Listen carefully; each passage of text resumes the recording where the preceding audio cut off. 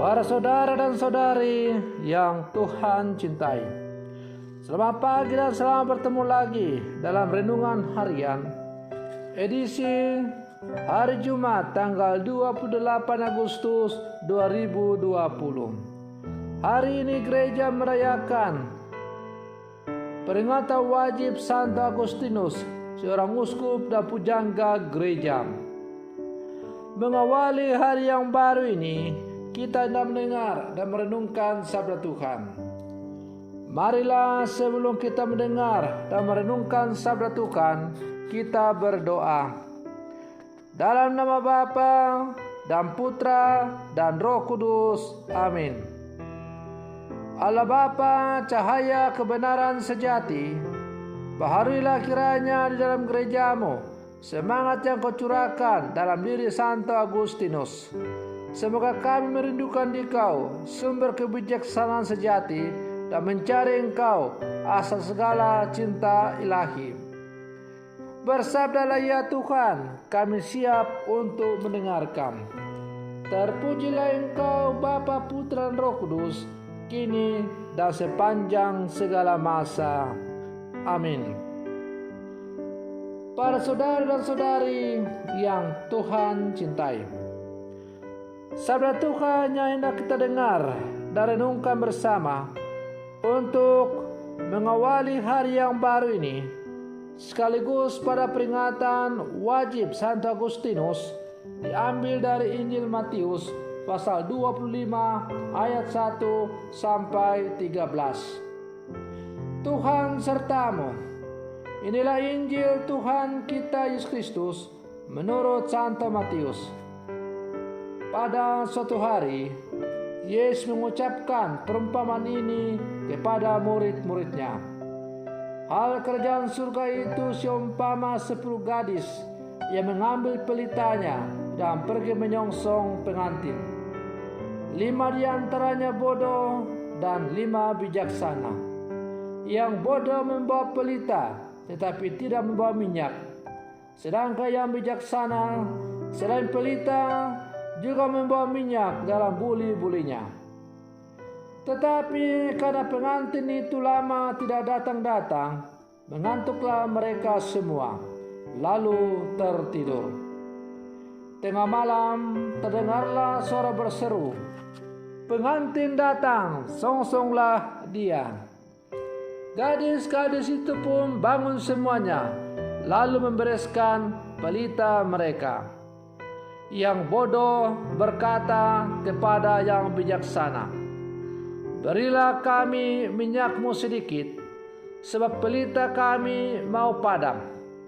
Tetapi yang bijaksana menjawab, "Tidak, jangan-jangan nanti tidak cukup untuk kami dan untuk kalian. Lebih baik kalian pergi membelinya pada penjual minyak." Tetapi sementara mereka pergi membelinya, datanglah pengantin dan yang sudah siap sedia untuk bersama dia ke dalam ruang perjamuan nikah.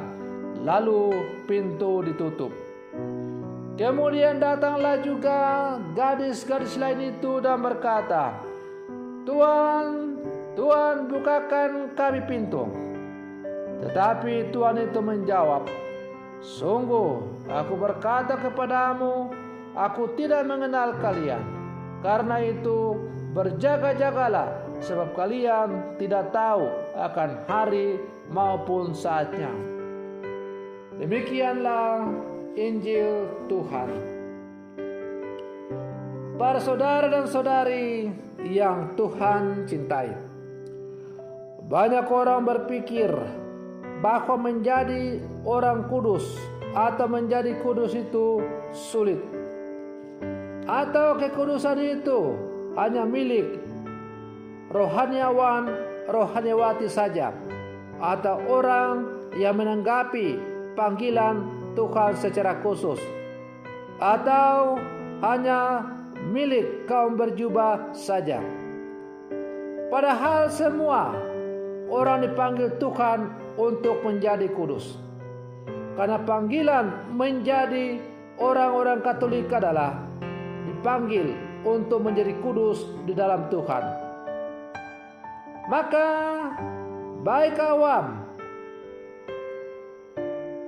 awam pun dipanggil Tuhan menjadi kudus, sekalipun hidup dalam keluarga dan melakukan pekerjaan duniawi. Tetapi bila mana pekerjaan-pekerjaan yang mereka lakukan itu, dan bila mana keluarga mereka sungguh mereka arahkan kepada kehendak Allah, maka mereka akan disebut juga sebagai keluarga kudus atau orang kudus. Para saudara dan saudari yang Tuhan cintai, kita bisa belajar hal ini dari sosok Agustinus yang dirayakan pestanya hari ini. Agustinus dulunya dikenal sebagai anak yang menyusahkan orang tuanya, mengikuti ajaran sesat, hidup moralnya sungguh bejat dan bergelimang dosa. Namun berkat doa dan ketekunan Santa Monica ibunya, Agustinus dijamah oleh Tuhan, lalu ia bertobat. Tuhan membelokkan arah hidupnya, menggerakkan hatinya untuk mengenal Allah yang benar, dan mengantarnya menjadi seorang uskup yang terkenal dan kudus.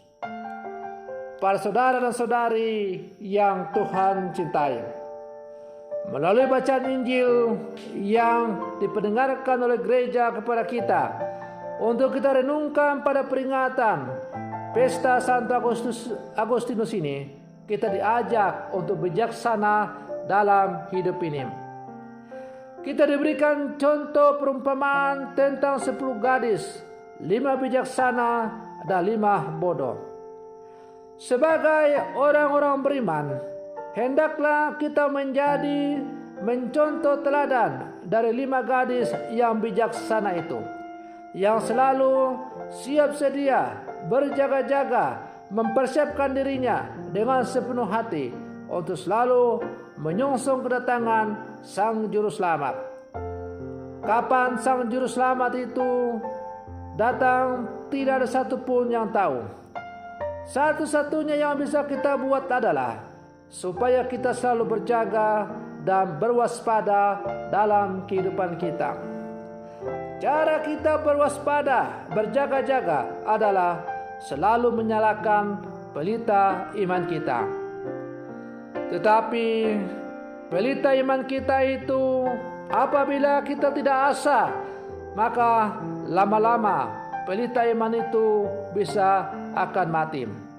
Ibarat pelita yang hanya bisa menyala kalau ada minyaknya.